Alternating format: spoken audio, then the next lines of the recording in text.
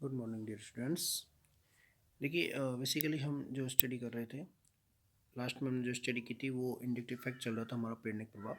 ठीक है, अब प्रेरणिक प्रभाव में हम आगे पढ़ते हैं कि इंडक्टिव इफेक्ट होता क्या है, उसके बारे में हमने स्टडी की थी। तो थोड़ा सा एक बार मैं अपने रिपीट कर रहा हूँ कि it is a permanent effect, ये एक स्थायी प्रभाव है जिसमें displacement of 6 electron two bars more electro displacement of electron sigma electrons two bars more electronegative atom, यानी कि सिग्मा इलेक्ट्रॉन्स का डिस्प्लेसमेंट होता है, विस्थापन होता है जो अधिक विद्युत ऋणात्मक परमाणु है उसकी तरफ। ठीक है, एंड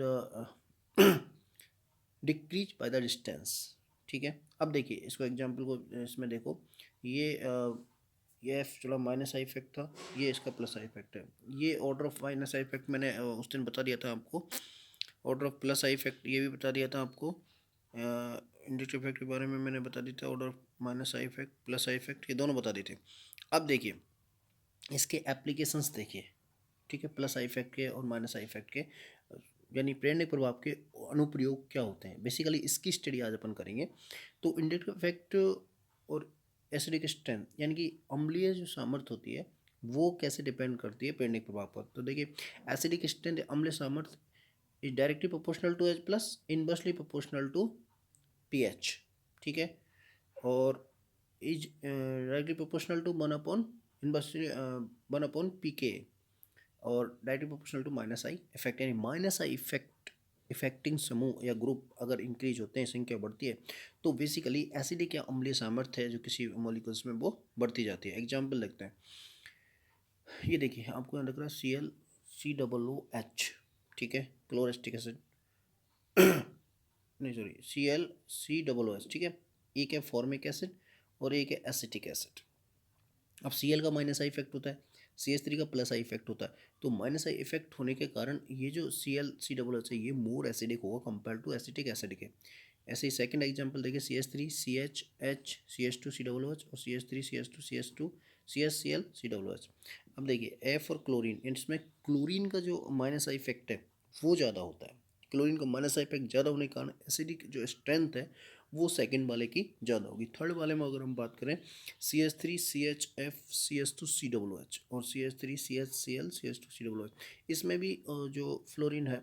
अब देखिए यहाँ पर डिपेंड करता है कि जो फ्लोरीन और क्लोरीन है ना, इसमें CH3CH2CH2COOH है और ये CH3CHF CS2COOH है।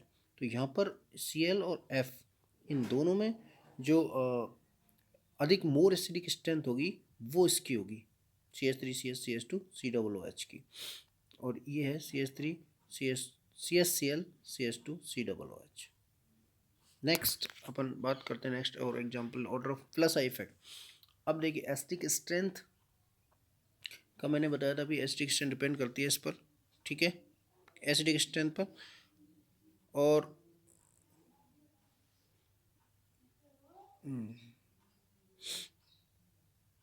अब देखिए बेसिक स्ट्रेंथ, अब अपन यहाँ पर भी ये बात कर लें थोड़ा सा इसकी,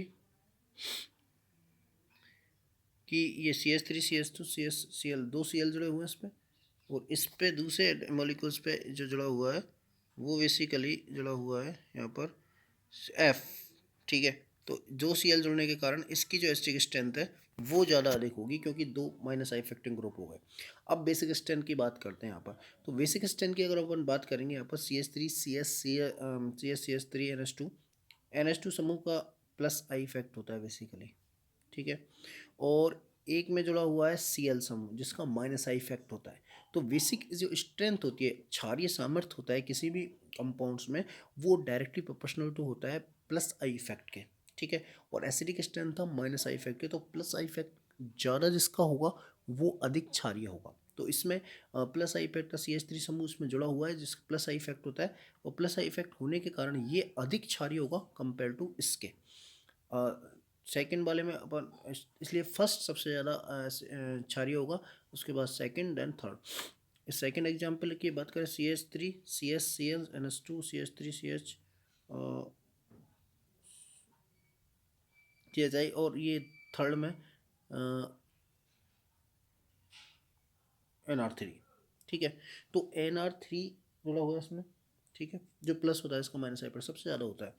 देन Cl है, तो Cl वाला का इस कंपेरेटिवली कम होता है इसके कंपेरिजन Nr3 की। Nr3 प्लस का माइनस आई इफेक्ट सबसे ज़्यादा होता है और Cl का जो माइनस आई इफेक्ट है वो उससे कम होता है, इसलिए इसके इन तीनों में कंपेरेटिवली स्टडी करेंगे तो जो Cl वाला है वो अधिक क्षारीय होगा।